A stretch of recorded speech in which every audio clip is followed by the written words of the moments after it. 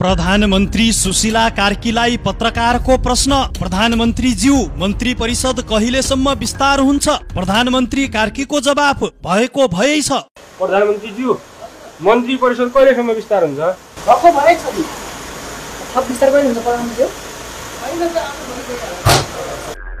बिहिबार अन्तरिम सरकारकी प्रमुख प्रधानमन्त्री सुशीला कार्की नागरिक उड्डयन प्राधिकरणको बोर्ड बैठकमा सहभागी हुने क्रममा पत्रकारहरूको नजरमा परिन्। उनलाई एक पत्रकारले प्रश्न गरे, प्रधानमन्त्री ज्यू, मन्त्री परिषद कहिलेसम्म विस्तार हुन्छ? तर प्रधानमन्त्रीको जवाफ सामान्य आएन। उनले ठाडै जवाफ दिँदै भनिन्, भएको भएछ त। प्रधानमन्त्रीले भएको भएछ भने पनि 6 महिनाको अन्तरिम कार्यकाल पाएको कार्की सरकार आजैसम्म पूर्ण मन्त्री परिषद विस्तार गर्न भने असफल देखिएको छ। हालसम्म जम्मा 8 मन्त्री मात्र नियुक्त भएका छन्। बाँकी 10 मन्त्रालय प्रधानमन्त्री कार्की आफैले सम्हालिरहेकी छिन्।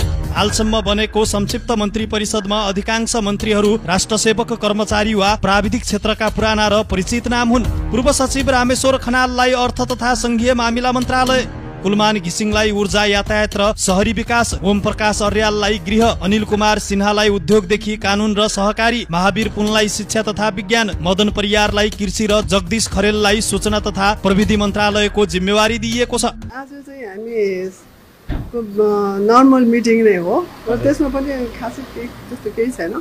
आज यो अहिलेको समसामयिक घटनाहरू विषयमा छलफल भएको हो। हामीले कामहरू कसरी चलाउने, कसलाई कहाँ ठाउँ मिल्छ भन्ने कुराहरू भएर अब एक आपस मिलेर काम गर्ने भन्ने कुरा मेन चाहिँ आजको बोर्ड मिटिङको त्यही हो।